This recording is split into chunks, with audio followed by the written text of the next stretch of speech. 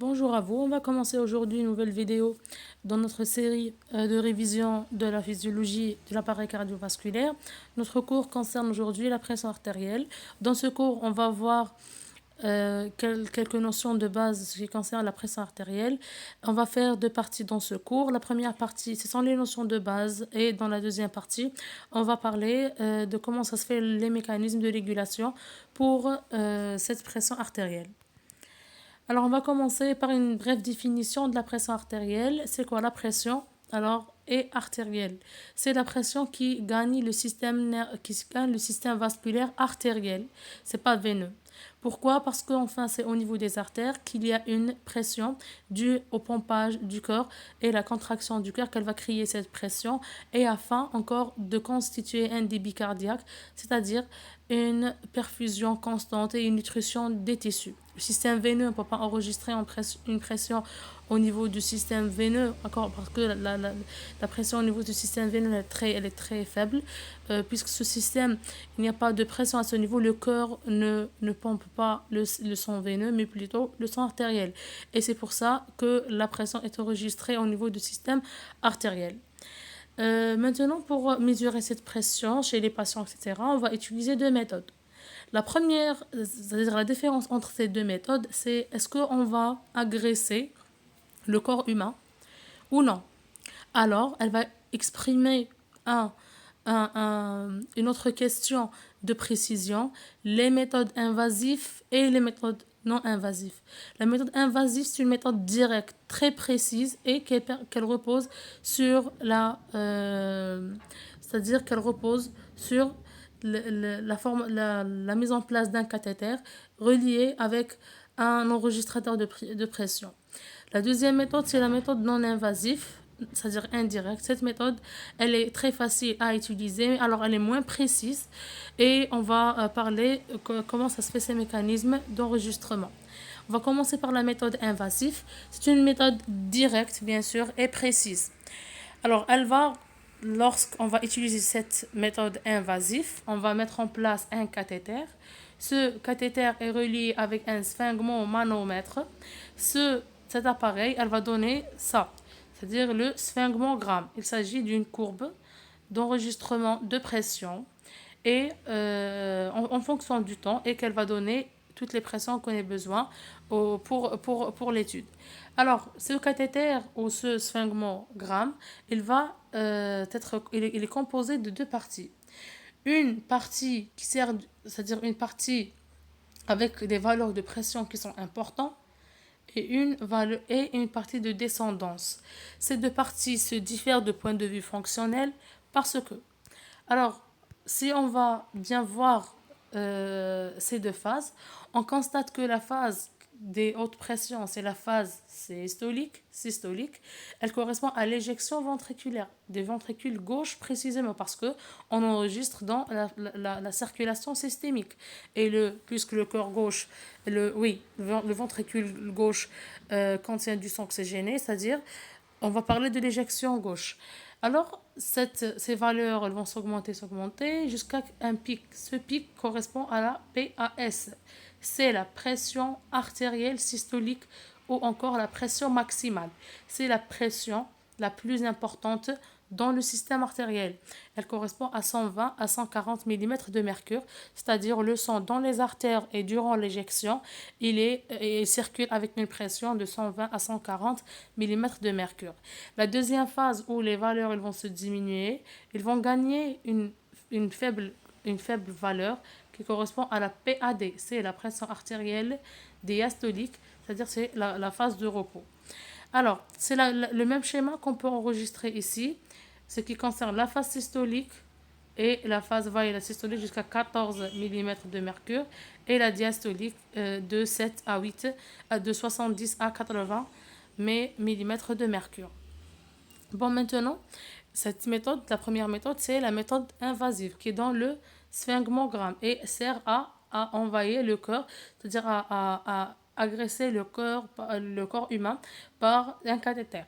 Deuxième méthode non invasive, on ne va pas envahir le corps humain. On va utiliser des outils qui se posent sur la surface du corps et on ne va pas pénétrer à l'intérieur. Comment? C'est par l'intermédiaire de deux éléments et par une méthode. Enfin, la méthode indirecte, c'est une méthode facile, mais elle va donner des résultats moins précis. Elle est encore rapide. Elle va reposer sur la méthode d'auscultation de Vaquet. C'est quoi cette méthode? Cette méthode repose sur la présence de cet appareil-là. C'est l'appareil connu de tensiomètre plus un manomètre. Le rôle du tensiomètre, c'est de créer la pression et le rôle de manomètre, c'est d'enregistrer les variations de pression. Le tensiomètre est formé par cet appareil en noir. C'est le brassard en caoutchouc relié avec un fil. Ce fil, quand il va se terminer par le manomètre. Le manomètre sert, on a dit, à enregistrer la pression. Le manomètre est composé de deux parties.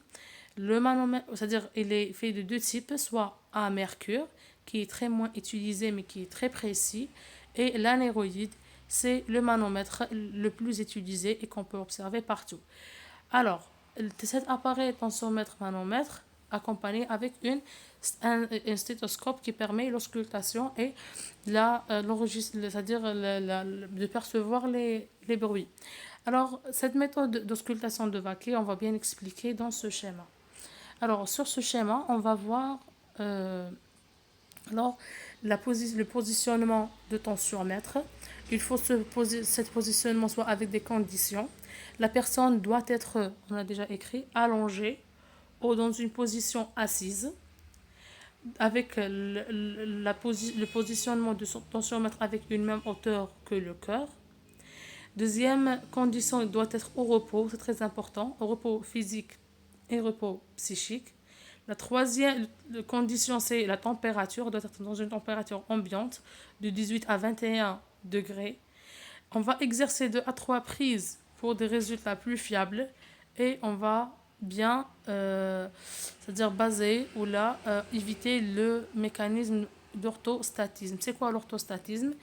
C'est un événement qui, c'est-à-dire correspond à la transition d'une position couchée à une position debout. Elle est accompagnée avec une baisse de pression artérielle de 30 mm de mercure. Cette diminution brève de la pression artérielle, elle est physiologique et elle est corrigée dans 2 à 3 minutes après cette position debout. Alors, comment on va faire pour enregistrer la pression? C'est une méthode très simple. Alors, on va mettre le brassard gonflable au niveau de pli du coude, principalement sur le trajet de l'artère humérale. On va utiliser encore le stéthoscope. Le stéthoscope, on va le mettre sur l'artère humérale, comme vous voyez ici, sur l'artère humérale. Et on va bien sûr fermer la valve de manomètre. Puis on va faire des compressions pour gonfler le brassard. Après, on va gonfler à une pression supérieure à la pression artérielle systolique jusqu'à le pouls de l'artère humérale disparaît.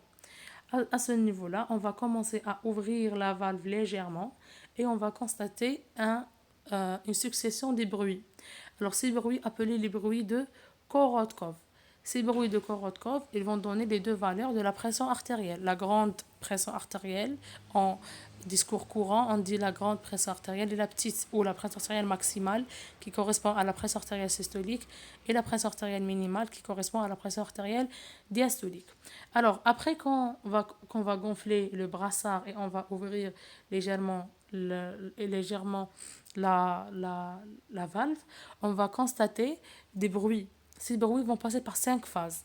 La première phase correspond au premier bruit. C'est la PAS. C'est le premier bruit qui est franc et qui est sourd. Puis, il va y avoir une succession des petits bruits elles vont diminution du son des bruits.